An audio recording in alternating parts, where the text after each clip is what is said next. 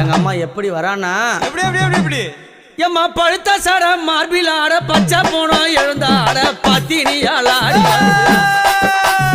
பழுத்த சட மார்பில் ஆட பச்சை போனோம் எழுந்தாட பத்தினியால் ஆடி வருகிறார்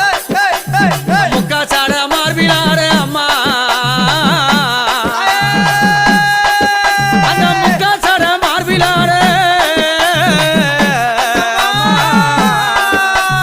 முக்கா சட மார்பில் ஆட முண்டமெல்லாம் எழுந்தாட உத்தமியால் ஆடி வருகிறா யானையனூரா உத்தமியால் ஆடி வருகிறா